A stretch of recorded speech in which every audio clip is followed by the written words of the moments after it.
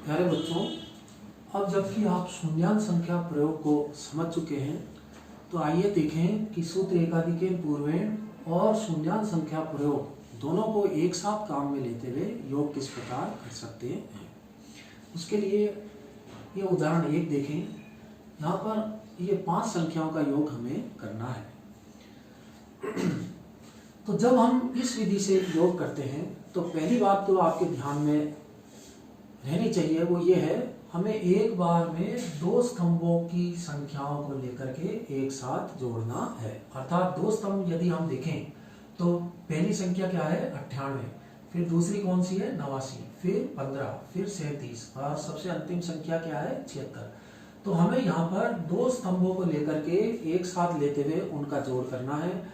और ये जोड़ किस प्रकार होगा, शून्यांश संख्या प्रयोग यदि आप करेंगे तो ये जोड़ आसानी से हो जाएगा। दूसरी बात जो हमें ध्यान रखनी है वो ये है कि योग करते समय जिस स्तर पर योग 100 या 100 से अधिक होगा उस स्तर पर हमें सूत्र एकाधिकेन पूर्वेण का प्रयोग करना है। तो आइए चलिए देखें कैसे।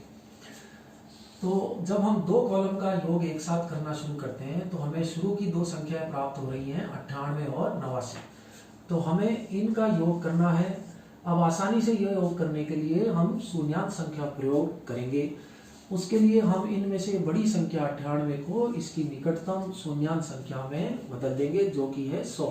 100 बनाने के लिए 89 से 98 को 2 दिए, जिससे 98 बन गया 100 और 89 में से 2 कम करके लिख दिए 87। अब ये योग तुरंत प्राप्त हो गया 187। अब क्योंकि ये योग 187 हमें 89 के स्तर पर प्राप्त हुआ है और ये योग 100 से अधिक है, इसलिए अब आपको 89 के स्तर पे सूत्र एकाधिकेन पूर्वेण का प्रयोग करना है। अर्थात आपको करना यह है कि 8 के पूर्व के अंक अर्थात 7 को 1 बढ़ाना है। इस प्रकार इससे होगा ये कि 187 का सैकड़े का 100 यहाँ 7 के हासिल में चला जाएगा। अब बचा 87। उस 87 को हमें 89 के अगली संख्या नीचे जो लिखी हुई है 15 उसमें जोड़ना है। तो आइए जोड़ें। तो 87 और 15 का योग करना है। पूर्व की भांति शून्यांश संख्या प्रयोग करते हुए इस योग को हम करेंगे।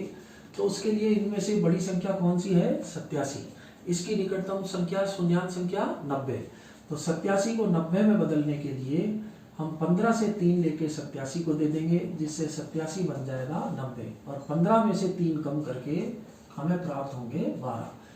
तो अब 90 और 12 का योग हम सीधा लिख सकते हैं 102। अब क्योंकि यहाँ पर ये योग 102 फिर 100 से अधिक है, तो इसलिए 15 के स्तर पे आपको एकाधिकेन पूर्वेण का प्रयोग करना है। इसके लिए 1 से आगे जो ये अंक है इसको आपने 1 बढ़ा दिया, जिससे 102 का सैकड़े का 1 यहाँ हासिल चला गया। अब बचे हुए 2 को आपको नीचे की संख्या 37 में जोड़ना है। तो 37 में 2 आप मौखिक जोड़ सकते हैं, आपको प्राप्त हो जाएगा 39। क्योंकि 39 अभी 100 से कम है, इसलिए हम अपना जोड़ जारी रखेंगे और 39 में नीचे अगली संख्या 76 का योग लगाएंगे। तो 39 में आपने 76 का योग लगाना है। किस प्रकार लगाएंगे भाई, शून्यांश संख्या का प्रयोग करते हुए। तो उसके लिए इनमें से बड़ी संख्या 76 को इसकी निकटतम शून्यांश संख्या क्या है 80 में बदलेंगे। इसको 80 बनाने के लिए हमने 39 से 4 इधर 76 में जोड़ दिए, जिससे 76 बन गया 80 और 39 में से 4 कम हो गए, जिससे हमें प्राप्त हुआ 35। अब 80 और 35 का आप सीधा जोड़ भी कर सकते हैं, वो आपको आ जाएगा 115। और सीधा नहीं करना चाहते तो आप पहले 80 को 100 बना लें। उसके लिए 80 को कितने आवश्यकता होगी 20 की, वो 20 कहाँ से प्राप्त करेंगे 35 से। तो 35 से 20 आपने 80 को दिए, 80 किस में बदल गया 100 में और 35 में से 20 कम हो गए तो ये बन गया 50। अब इनका जोड़ आसानी से हमने प्राप्त किया 115। अब आप देख रहे हैं 115 पुनः 100 से अधिक है, इसलिए सूत्र एकाधिकेन पूर्वेण का प्रयोग करते हुए 76 के पूर्व के अंक 9 को हमने 1 बढ़ा दिया और जिससे 115 का सैकड़े का 1 यहाँ से चला गया, बचा हुआ 15 हमने यहाँ योगफल के स्थान पे लिख दिया। तो इस प्रकार से हमने 2 कॉलम को लेते हुए योग कर लिया है। आगे भी हम अगले दो स्तंभों का योग करेंगे। तो अगले दो स्तंभों की आप पहले संख्या देखें। ये प्रथम संख्या है 49, इसको आप क्या पढ़ेंगे 67 नहीं, क्योंकि 7 के ऊपर एकाधिकेन का चिन्ह है इसलिए ये आपकी है 68। उसके नीचे इसको आप क्या पढ़ेंगे 57 नहीं पढ़ेंगे इसको, क्योंकि 7 के ऊपर एकाधिकेन का चिन्ह है इसलिए ये 58। फिर 48 और इसे आप क्या पढ़ेंगे 90, क्यों, क्योंकि ये 89 पर एकाधिकेन 9 की इकाई में एकाधिकेन का चिन्ह है। तो इन 5 संख्याओं का हमें दो दो करके योग करना है। तो हम अगला चरण चालू करते हैं। हमने योग करना है 49 और इसको अपन ने क्या पढ़े 68। पूर्व की भांति इसका योग भी हम शून्यांश संख्या प्रयोग के द्वारा आसानी से कर सकते हैं। 49 और 68 में से बड़ी संख्या 68 है, इसकी निकटतम शून्यांश संख्या 70 है। तो 68 को 70 बनाने के लिए 2 की आवश्यकता है, वो हमने 49 से प्राप्त कर लिया, जिससे 68 हो गया 70।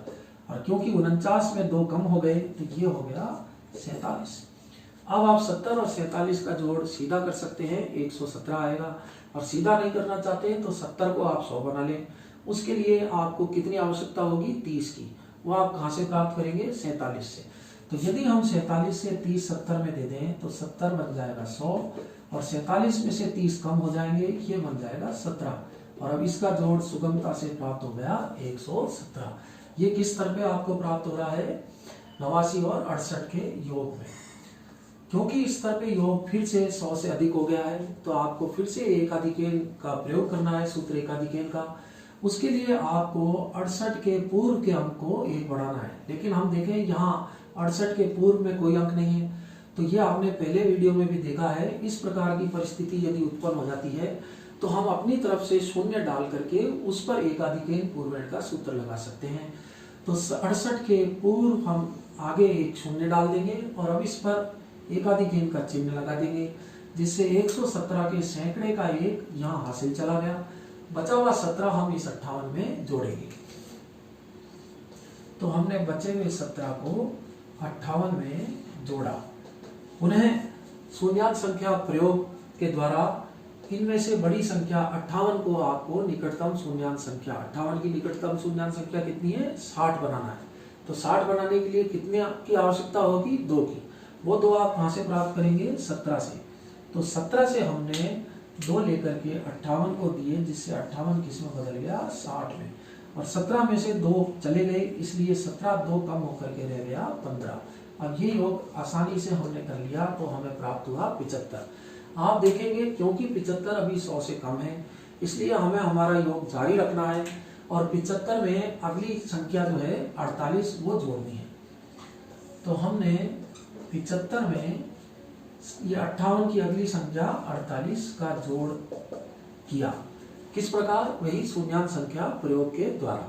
तो उसके लिए इनमें से बड़ी संख्या 75 है, इसको इसकी शून्यांश संख्या 80 में बदलना।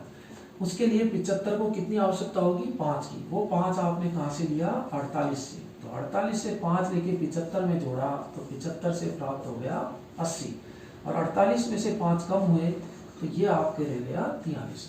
अब आप चाहें तो 80 और 43 को सीधा जोड़ दें, जोड़ आएगा 123। और ऐसे नहीं तो आप दूसरे प्रकार से 80 को पहले 100 बना लें। 100 बनाने के लिए 80 को कितनी की आवश्यकता होगी 20 की।